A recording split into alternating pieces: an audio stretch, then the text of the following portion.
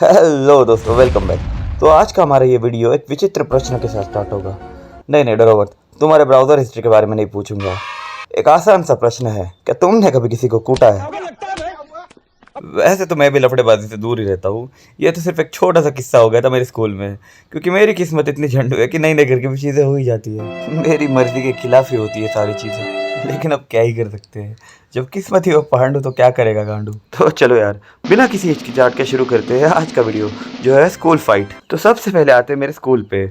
मेरा स्कूल किसी जेल से कम नहीं था। एक बार जो तुम इसके अंदर चले गए तो तुम्हारा बाहरी दुनिया से नाता तोड़ दिया जाता था। आने वाले कुछ घंटे भूल ही जाना कि तुम्हारा कोई परिवार भी है, क्योंकि हमारे पूरे स्कूल में किसी भी क्लास में एक भी खिड़की नहीं है। 40 बच्चों के साथ भी काल कोठरी वाली वाइब दिलाते थे ये लोग। और इसके लंबे लंबे गेट, एक बार जो ये गेट बंद हो गया तो किसी का बाप भी इसे खोल नहीं सकता। बच्चा मरने की हालत में भी क्यों ना हो, इनको घंटा फर्क नहीं पड़ता। गेट को ताला लगा के चाबी गटक जाता था वॉचमैन। और ये गेट इतने लंबे और चौड़े थे, ऐसा लगता था कि सच में किसी टाइटन से सुरक्षा देने के लिए बनाए गए। लेकिन जो भी हो, जैसा भी हो, अपना स्कूल तो अपना ही होता है। हर स्कूल में एक 4-5 बंदों का ग्रुप होता है जो अपने आप को बोलते हैं भाई लोग, और इनमें से एक होता है उनका लीडर, जिसे स्कूल का 2 साल छोटा बच्चा भी पेल दे। लेकिन इसका कॉन्फिडेंस देख साउथ के हीरो की भी गांड फट जाए। और पता नहीं कैसे इसके 4 दोस्त इसके ऑर्डर भी फॉलो कर लेते हैं।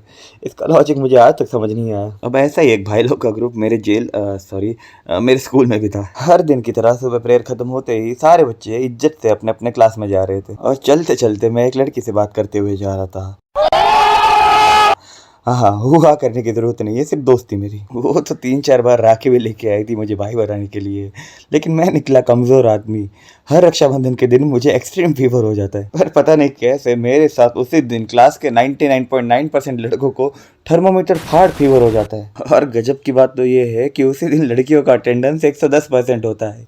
ये एक्स्ट्रा 2 लड़की आ कहाँ से रही है? चलो छोड़ो, मुझे क्या, मैं कौन सा जाने वाला हूँ। Let's get back to the topic. और बात करते करते हम अपनी बेंच पे जाके आराम से बैठ गए, और तभी मैं देखता हूँ कि वो भाई लोगों का लीडर टुकुर टुकुर मेरे पास आ रहा है। और इसे देख मैं भी खड़ा हो गया, बोला देख लेते हैं क्या तकलीफ है इस महाशय को। और ये 4 फुटिया आते ही मुझे चेस्ट बम देने लगा। वो अलग बात है कि इसका चेस्ट सिर्फ मेरे डायफ्राम तक ही छुपा रहा था। वैसे तो मैं भी कुछ ज्यादा लंबा हूँ नहीं, लेकिन इसको मुझे धक्का देते हुए देख मेरी हंसी छूट रही थी। मेरे को हंसता देख मेरी दोस्त की भी हंसी छूट गई।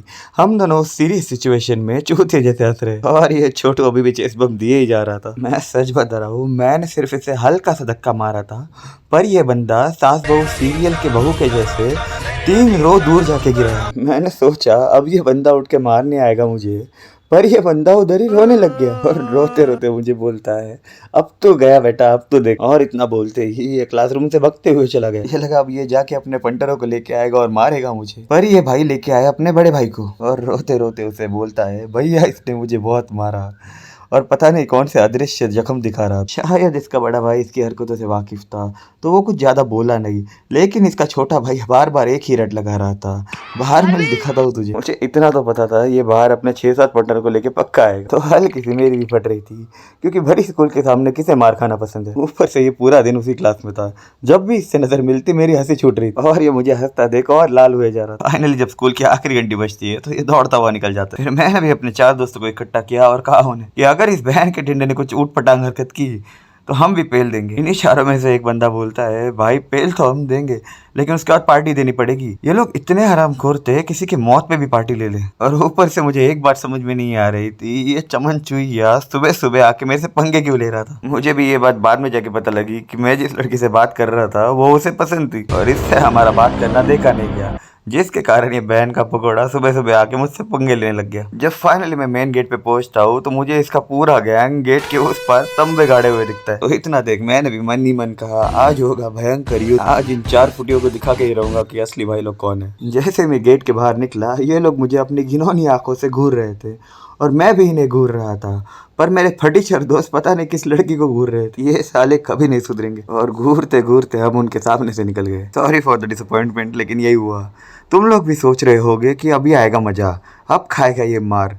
सालों शर्म नहीं आती किसी को मार खाते हुए देखना चाहते हो? जॉन सीना के चोदो। मुझे तो समझ नहीं आया कि ये लोग कुछ किए क्यों नहीं।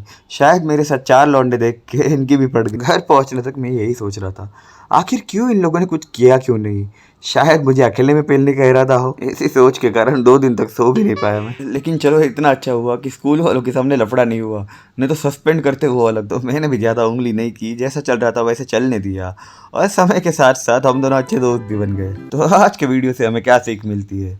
जंगल में मोर नाचा किसने देखा? अब मालूम है इसका और वीडियो का कुछ लेना देना नहीं है, लेकिन बोलने में अच्छा लग रहा था तो बोल दिया। तो आज का वीडियो होता है खत्म, फिर मिलते हैं अगले वीडियो में। Until then bye.